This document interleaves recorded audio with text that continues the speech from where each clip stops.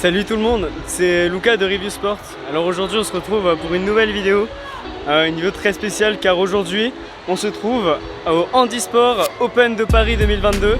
Donc c'est un peu comme le meeting de Paris en athlétisme mais pour le handisport. Et donc je vais vous faire découvrir cette journée, vous allez vivre cette journée avec moi.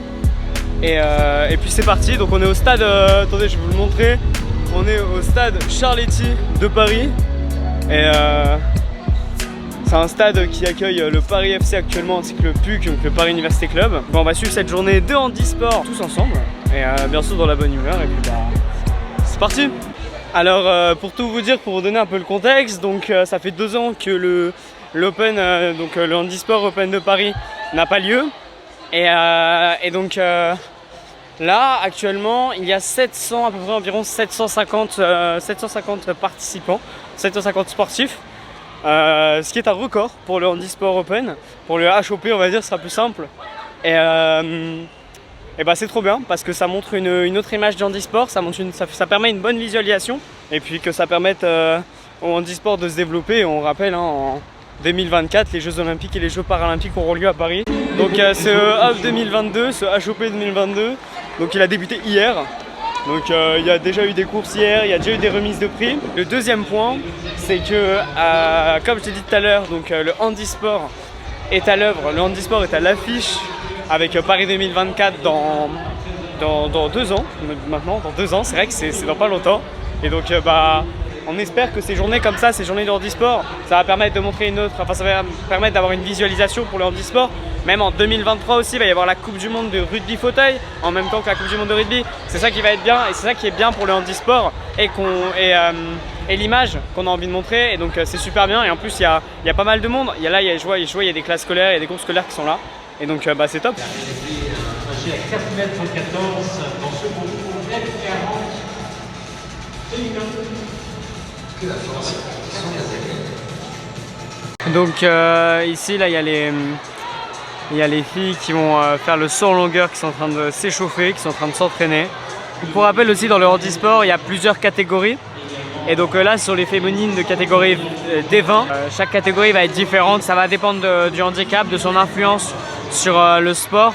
Après, malgré que ce soit du handisport, pour le saut en longueur, tout reste pareil. Vous pouvez voir que même les athlètes, elles mettent par exemple des plots rouges ou des petites marques pour savoir l'élan qu'elles doivent prendre, le nombre de pas, quand est-ce qu'elles doivent sauter, quand est-ce qu'elles doivent ralentir ou accélérer.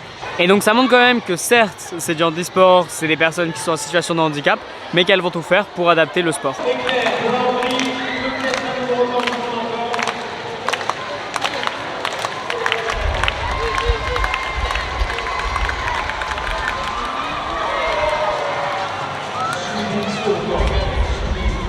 Amadji toujours en tête. Devant le développé de Katati. Allez, c'est parti pour cette arme. Avec le transition dans la tribune principale. Allez. Et c'est la victoire pour l'Indonésiens. Non, le Français n'a pas gagné, il est arrivé 3ème.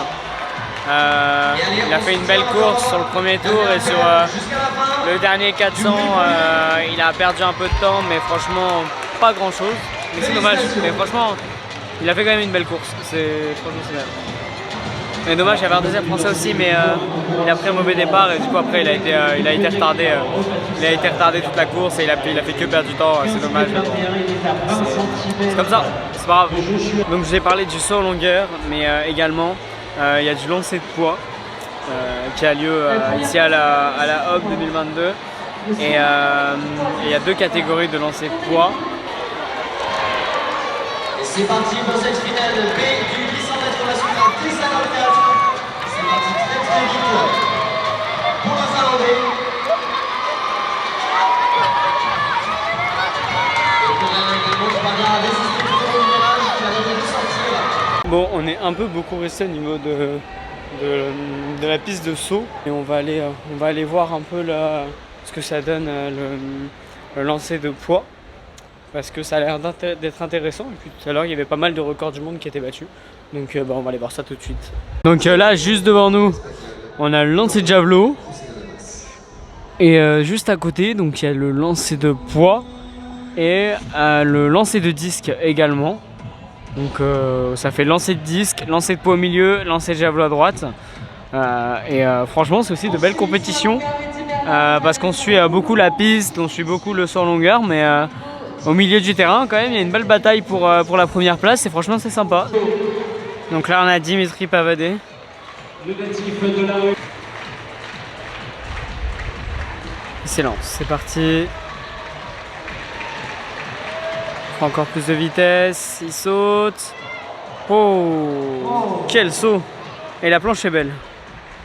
Et la planche est belle, donc bah, c'est parfait tout ça. On va regarder le 10, donc après un 7 mètres, je crois 7 mètres. Ouais, attention, il s'élance pour le disque. Et on va retrouver d'ailleurs un Français aussi dans cette Et c'est beau. 400 mètres. Et c'est beau. C'est un beau lancer.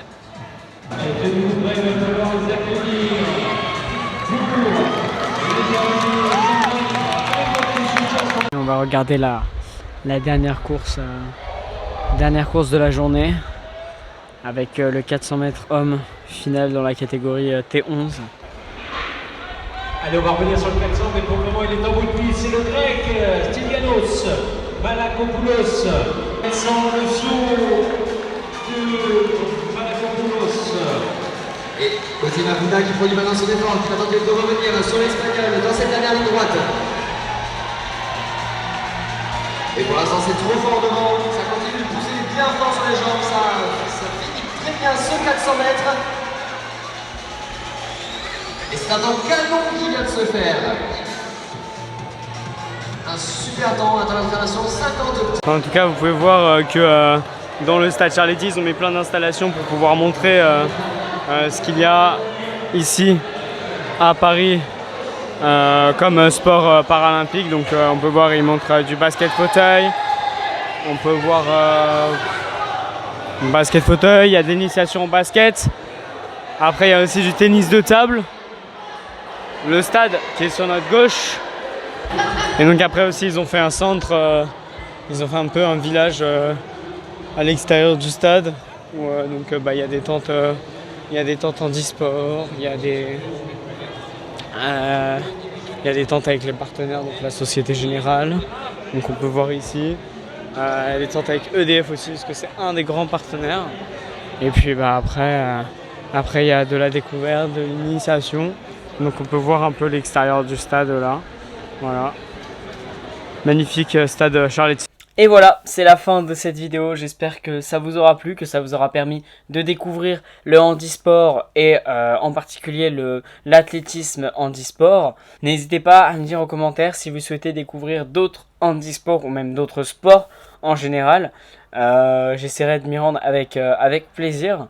Et puis surtout, il va y avoir une grande évolution pour la chaîne avec l'arrivée de deux autres personnes qui vont pouvoir m'accompagner et m'aider pour continuer à développer la chaîne et à essayer de la rendre la plus efficace possible pour vous informer sur le sport et en particulier le sport français évidemment. Sur ce, merci beaucoup, n'oubliez pas de liker, de vous abonner, de partager également et puis de commenter si vous voulez. Prenez soin de vous et puis on se retrouve pour la prochaine vidéo. Salut tout le monde.